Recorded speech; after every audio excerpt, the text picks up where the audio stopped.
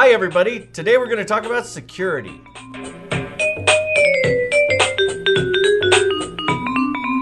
Hi everybody, and welcome to another episode of D-LinkTV DIY. I'm Mike and I'm here to help you get more out of your network. So what I wanted to do this week was take a step back and show you how to secure both your wired and wireless network. So what we've done is we've added a feature to our routers that's called Captcha. And what Captcha is those curvy letters and stuff that make it so that if somebody's just using a program to try and brute force your router password, they can't do it because the software can't see what that actual word is. So let me show you Captcha, and then I'm going to show you the rest of securing your network. So what you see here underneath the normal username and password is the Captcha. This is the characters that I was talking about.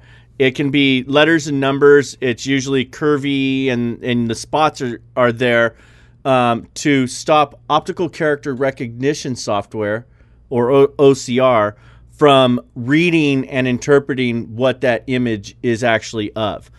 The other thing to note is that the Captcha is actually on a timer, so if you don't type it in fast enough, you have to press this regenerate button to get a new Captcha to type in. So there's a couple of layers of security right there. So if I type it in and then I log in, now we're to the normal interface. So the next thing that we want to do is we want to make sure that our router has an administrator password on it. So you can get to that by going to the Tools tab at the top, and which should take you to the admin button on the left.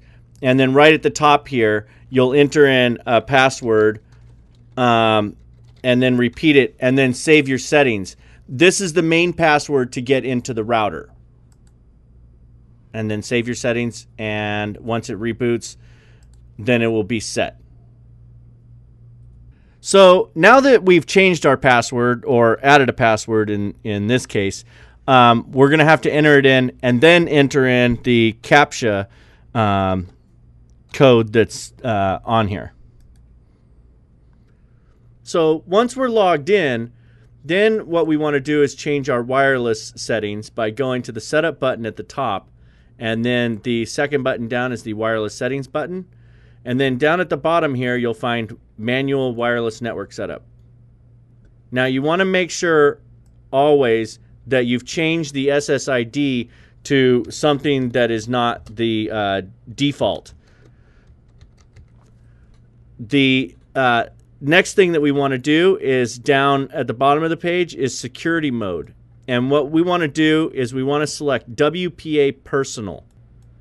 Once you click on that, it'll open up the rest of the page where we want to make sure that Auto, WPA, and WPA2 is selected. You can leave this on TKIP and AES for the cipher type, and the group key update interval can be left at 3600 also.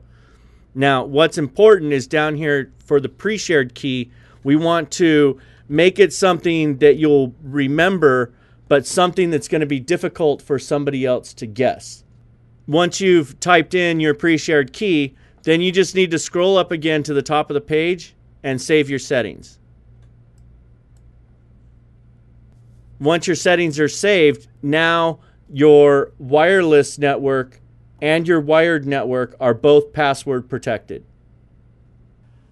So as you can see, securing your network really doesn't take that much work. It just takes a few steps to protect your computers, your files, and other things that you have on your network. So that's going to do it for this week of D-LinkTV DIY. I'm Mike, and thanks for watching.